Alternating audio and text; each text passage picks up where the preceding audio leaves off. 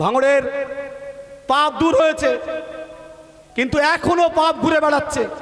পাপ তো সবসময় মুখোশ ত্যাগ করে, কখনো তৃণমূলের মুখোশ পড়ে, কখনো অন্য অন্য মুখোশ পড়ে, নাম বলতে পারবো না, আবার কখনো বিজেপির মুখোশ পড়ে।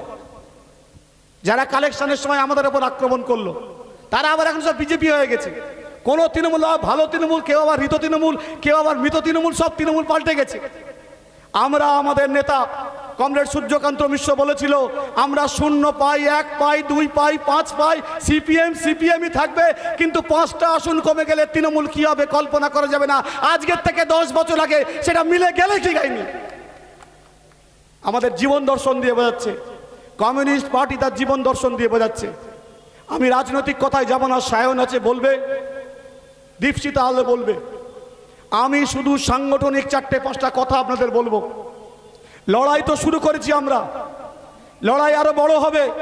ভাঙড় 2 এরিয়া কমিটি 10,000 সমাবেশ করবে মীনাক্ষী, মোহাম্মদ সেলিম, সুজন চক্রবর্তীকে রেখে। আপনারা সাপোর্ট করবেন কি করবেন না? 10,000 জমায়েত সোনপুর বাজারে আমরা করব। পার্টি শক্তিশালী করব, তোলাবাজদের হটাবার জন্য পার্টি শক্তিশালী করব, পঞ্চায়েতের প্রধান হওয়ার জন্য নয়। পঞ্চায়েতের প্রধান, পঞ্চায়েতের সভাপতি এই হওয়ার লড়াইতে আমরা নেই।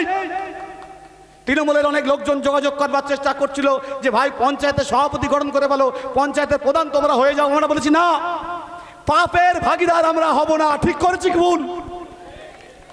বরঞ্চ যারা প্রধান হয়েছে, সভাপতি হয়েছে, গরিব মানুষের কাজের টাকা যদি মেরে থাকো, ওখান থেকে টেনে হিচড়ে আদায় করে গরিব মানুষের পকেটে পুড়ে দেবো। ঠিক কিনা ভুল? পঞ্চায়েতের সভাপতি, পঞ্চায়েতের বিডিও, তাকে হিসেব দিতে হবে। গরিব মানুষের টাকা মেরেছ কেন? ঘরের টাকা মেরেছ কেন? 3 তলা বাড়ি টাকা দিয়েছো কেন? পেটে পা তুলে টাকা আদায় করে নিয়ে গরিব মানুষকে বিলি করব। এটা হচ্ছে আমাদের লড়াই। প্রত্যেকটা বুথে বুথ কমিটি, প্রত্যেকটা গ্রামে গ্রাম কমিটি, শক্তিশালী সংগঠন। আমরা বারবার করে বলছি, আমরা তোলাবাজির পক্ষে নয়, তোলাবাজদের হটাবার পক্ষে। তোলাবাজ হটানোর লড়াই দীর্ঘ 15 বছর ধরে লড়ছি। আর তোলাবাজরা বারবার মুখোশ পরিবর্তন করছে। আপনারা তোলাবাজদের চিনে রেখে দিন। এই তোলাবাজ হটাবার জন্য এই লড়াইতে সমস্ত কমরেডদেরকে অংশগ্রহণ করতে হবে। এখানে কে নেতা বড় কথা নয়, পলাশ নেতা না, তরিকুল নেতা, রশিদ গাজী নেতা, এটা কোনো ব্যাপারই নয়। ব্যাপার হচ্ছে পার্টি শক্তিশালী হচ্ছে কি হচ্ছে না, পার্টির পতাকা শক্তিশালী হচ্ছে কি হচ্ছে না। মিটিংটা পার্টি ডেকেছে না কে ডেকেছে সেটা গুরুত্বপূর্ণ, কোন নেতা সেখানে থাকবে সেটা গুরুত্বপূর্ণ বিষয় নয়। ভাঙড়ের পার্টিকে শক্তিশালী করতে হবে। গোটা রাজ্য জুড়ে আপনারা দেখেছেন যে একমাত্র সিপিআইএম পার্টি 4 তারিখে রাত্রির থেকে রাস্তায় নেমেছে, তার একটা এমএলএ। আর 80 জন এমএলএ দিয়ে যাদের জেতালেন, সায়নী ঘোষ, যাকে সৃজন ভট্টাচার্যকে হারিয়ে সায়নী ঘোষকে জেতালেন, যে মোদির বিরুদ্ধে সবচেয়ে বড় সায়নী ঘোষ লড়াইটা করবে, সে শালা মোদির পকেটে গিয়ে বসে পড়েছে, সেখান থেকে বিরিয়ানি খাচ্ছে। তাহলে লড়াই কাদের বিরুদ্ধে? আমরা বলেছিলাম, আমরা সাবধান করেছিলাম যে তৃণমূলে যে জিতছে সে আসলে তৃণমূল না, আসে বিজেপি। বিজেপিতে যে জিতছে সে আলে বিজেপি না, আসে তৃণমূল। তাহলে লড়াইটা তৃণমূল বিজেপির নয়, লড়াইটা তৃণমূল বিজেপির নয়, লড়াইটা গরিব মানুষের লড়াই। এই লড়াইটা ঐক্যবদ্ধভাবে আমাদের লড়তে হবে। এবং আপনাদের কাছে আমার অনুরোধ, আপনাদের কাছে আমার একান্ত অনুরোধ যে আগামী দিনে পার্টি গঠন করার সময় চলছে, এটা আবেগের সময় নয়।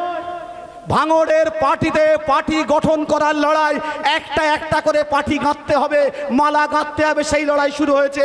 10,000 জমায়েত দিয়ে সে লড়াই হবে। আমি জমায়েতের কথা এই কারণে বলছি, ভয়ঙ্কর ফ্যাসিবাদী শক্তি সবচেয়ে বেশি ভয় পায় জনগণকে। জনগণকে যত বেশি শক্তিশালী করতে পারবেন, সংগত করতে পারবেন, ফ্যাসিবাদী শক্তিকে তত বেশি পরাজিত করা যাবে। তাই জনগণের ঐক্য গড়ে তুলতে হবে। নেতার ঐক্য আমি চাইছি না, জনগণের ঐক্য গড়ে তুলবে। জনগণ পার্টি পরিচালনা করবে, কেউ কেউ নেতৃত্বের জায়গায় আসবে। এই লড়াইতে আমি আমার সমস্ত কর্মী বন্ধুদের বলছি, সমস্ত কমরেডদের বলছি, ভাঙড়ের লড়াই গোটা ভারতবর্ষ, গোটা রাজ্যকে পথ দেখাবে। ভাঙড়ের লড়াই গোটা রাজ্যে পরিবর্তনের সূচনা করবে। ভাঙড় 2 এরিয়া কমিটি, 7টা জিপি, বিজেপির প্রতি হিন্দুরা একটু নরম থাকবে না?